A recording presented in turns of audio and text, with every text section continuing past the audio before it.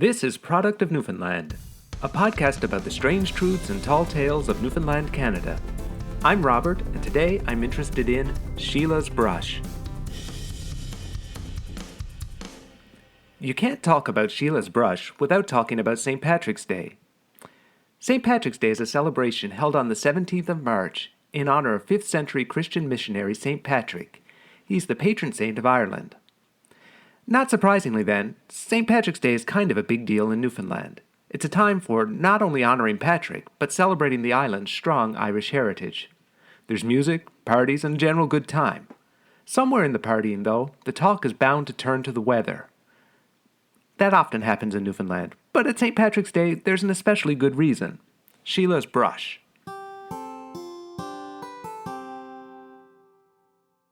Sheila's brush is a Newfoundland weather superstition. It's a winter storm believed to follow on the heels of St. Patrick's Day. The idea was captured in an old rhyme. Paddy walks the shores around, and Sheila follows in a long white gown. Paddy is, of course, St. Patrick's Day, and Sheila's long white gown is snow. Depending on who you ask, the Sheila's brush idea can get a little bit more nuanced than just a storm following St. Patrick's Day. In fact, for some people, Sheila's brush doesn't have to follow St. Patrick's Day at all. It can come early. If the storm comes ahead of St. Patrick's Day, it means that Newfoundland is in for a miserable spring. If Sheila waits and comes after March 17th, a good spring is in store. Sheila is said to be sweeping away the last of winter. But you know what? March can be a pretty stormy time in Newfoundland. Some people take it as a foregone conclusion that there are going to be two storms bookending their St. Patrick's Day celebration. And they call the storm before St. Patrick's Day Patrick, and the storm afterward Sheila. So there's more than one idea of Sheila's brush, and it varies around the island. The idea of stormy weather happening near the March equinox is common in other parts of the planet too. It's generally called an equinoctial gale, which just means a storm at the equinox, somewhere around March 21st. There's not a lot of evidence to support that equinoctial gales are real, but early sailors certainly believed in them, and that was probably the start of the Sheila's brush legend. So what about the name Sheila's brush? It's pretty weird. Well, a brush, according to the Dictionary of Newfoundland English, is a word that means sudden gust of wind, a spell of wet weather, or a storm. Somebody might say something like, some brush of wind on the water today. Outside of talking about Sheila's brush, it's not a word that I hear in use much these days, but apparently it was sort of a thing at one time. The Sheila part gets trickier. Newfoundland once had a tradition of calling March 18th Sheila's Day. It was separate from any storm superstition and appeared to have the effect of doubling up on the St. Paddy's Day fun. In his 1832 book, British America, John McGregor wrote, St. Patrick's Day and Sheila's Day, the day following, are occasions on which the mass of Newfoundland Irish revel in the full glory of feasting and drinking. They are certainly at those periods beyond any control, and they completely forget themselves, fighting and drinking until they are overcome by the one or laid up by the other. That sounds, fun, I guess? Sheila's Day possibly came to Newfoundland from Ireland, but it doesn't seem to be marked there now. So, who is this Sheila? I mean, it's pretty obvious who Patrick is, but much less is really known about her. In fact, it's not really clear who she is at all. Lots of people have ideas, though. One of the fleshed-out Sheila origin stories depicts her as an impatient woman that St. Patrick met on his travels in Ireland. It appears to be a variation on an old story told about Jesus, laundry, and Good Friday. In the tale, St. Patrick was traveling along a dusty road in Ireland. It was a sunny, warm day, and he soon became thirsty. Hoping for a drink, he knocked on the door of a small house. Inside was a woman named Sheila. She was busily washing a pile of laundry and was very irritated someone had disturbed her. Patrick apologized and asked for some water. Sheila, still angry, took a ladle and dipped it into her wash and said, If it's a drink you're after, take this, and don't be bothering me again. I've got to get these clothes out on the line while it's still sunny. St. Patrick was shocked to be greeted so rudely. He looked at Sheila and said, You'll not dry your clothes in the sun today, ma'am. He tossed the dirty water she'd given him into the air, and soon after a storm came up. Sheila was punished for her poor behavior. Her clothes weren't going to dry.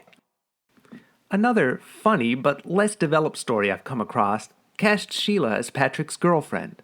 And Sheila's brush is a storm to keep her from following him whenever he goes out doing whatever he didn't want his girlfriend to know about, I guess. It's a sort of Sheila's brush off. In both of these stories, there seems to be an adversarial relationship between Patrick and Sheila. But not all of the Sheila origin stories have them fighting. Sometimes their relationship appears sort of good. Some people say that Sheila is Patrick's wife, and the storm is symbolic of her cleaning up after the St. Patrick's Day celebrations. Others say that she was cleaning up after his wake, and for that reason the storm could come up to 3 days after St. Patrick's Day. Now that I think about it, I don't know that Patrick being dead counts as he and Sheila having a good relationship. I mean, I guess it was good enough that she bothered to attend his wake.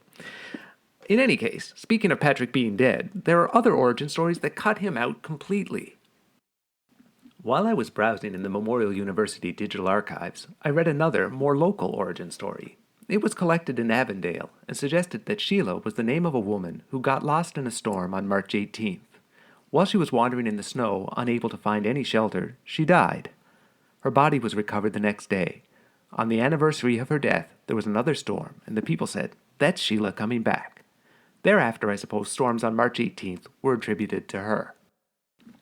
So there's more than one Sheila origin story, and to me, that suggests there's probably been some telling and retelling of tales over the years, and maybe some reverse engineering too. People have, I think, tried to extrapolate from their beliefs a story that explains them. There probably isn't a single definitive story connecting St. Patrick, Sheila, and snowstorms. The most likely origin, I think, and this really is just my conjecture here, is that there's not really a story at all. As I said earlier, equinoctial gales were a widespread belief among mariners, and I think in Newfoundland, the spring equinoctial gale, or brush, rather than being named for the equinox, got named for Sheila, simply because it fell close to Sheila's day. If we continue to celebrate Sheila's day, the term Sheila's brush might not seem like an unusual name at all. It would be pretty much like if we expected a storm around Valentine's Day, saying, "Oh, here's the Valentine's storm."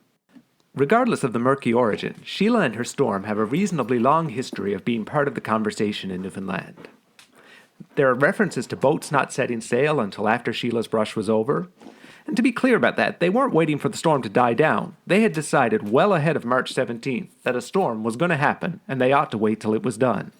In his 1866 book, Newfoundland and Its Missionaries in Two Parts, William Wilson wrote that, "Small schooners sailed about the 21st of March. They sailed this late to avoid the equinoctial gales, or, as the sailing was, we wait until after St. Patrick's brush."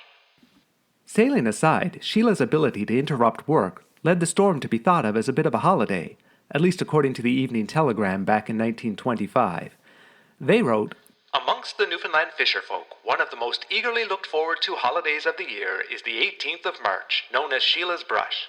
Primarily the word brush in the dialect of the island means a storm or blizzard, and brush has come to mean a cessation of work. In short, a holiday. Enforced, if you pleased, but nonetheless a holiday."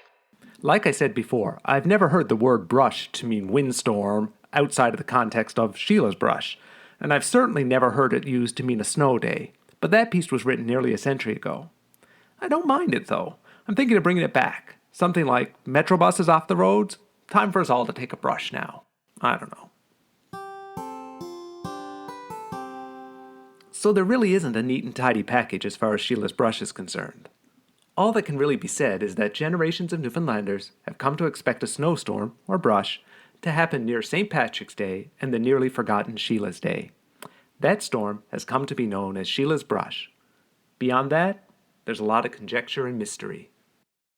Thanks for listening. If you found Sheila's brush interesting, consider subscribing to the podcast, and check out productofnewfoundland.ca for more strange truths and tall tales from Newfoundland. And wherever you're listening from, I hope Sheila's kind to you and you won't need a snow shovel. Have a great day.